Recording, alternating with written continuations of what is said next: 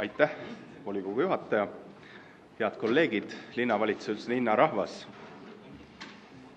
Ega sellest ei olegi palju aega möödas, kui me viimati siin tegelesime kantselei struktuuri küsimustega.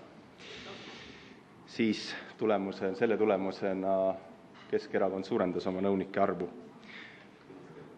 Ma ju võiksin siin ümber lükata Kalev Kallo poolt esitatavaid valeväiteid, aga milleks? Me ju nägime, kuidas volikogu juhataja siit puldist esitas neid.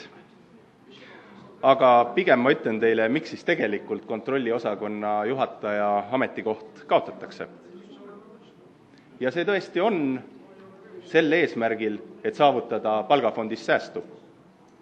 Aga mitte lihtsalt, vaid selleks, et juba 1. septembrist maksta täit palka, ülisuurt palka volikogu aseesimehele, Lauri Laatsile, kelle Keskerakond ostis endale sisse.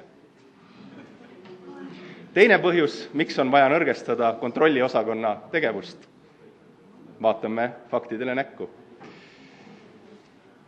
Üle mitme aasta on revisjonikomisjoni tööd ja tegemised üleriigilises meedias pidevalt kajastatud. Tallinna linna valitsev Keskerakond on pandud ebamugavasse positsiooni. Nad peavad selgitama, andma aru, vastama küsimustele, miks nad nii on teinud, miks nad nii midagi on otsustanud, mida on revisjonikomisjon esile toonud,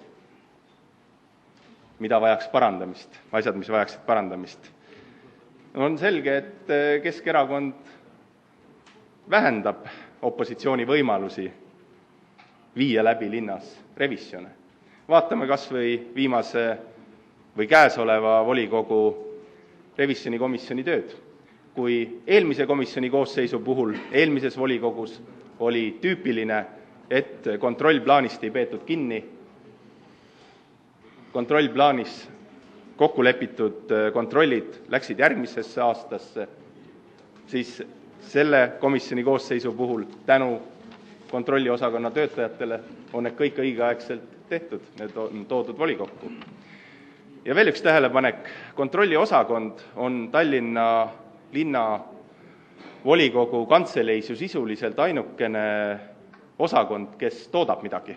Tinglikult öeldes, kontrolliosakonna töö tulemuseks ongi otsuse eelnõud. Kui kõik teised komisjonid, mille puhul ma ka kahtlen, kas on õigustatud nende teenindavate nõunike ametikohtade vähendamine, menetlevad ju linnavalitsusest tulnud eelnõusid või siis volinike poolt esitatud eelnõusid, siis kontrolliosakond Tallinna volikogu kantseleis siiski tegeleb reaalse tööga, me reaalselt koostame eelnõusid.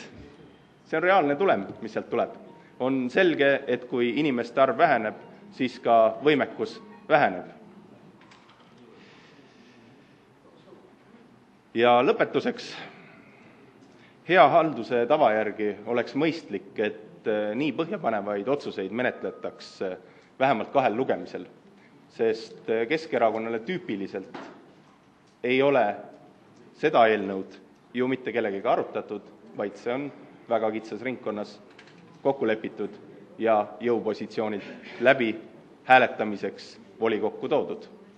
Nii et minu ettepanek küll volinikele on siin täna hääletada punast ja edaspidi tulla siis tõeliste argumentidega, miks meil on vaja midagi kuskil koomale tõmmata, selle asemel, et hoopis midagi juurde anda, et tööd saaks paremini tehtud, et tulemus oleks parem, tulla siia uue eelnõuga, uue seletuskirjaga.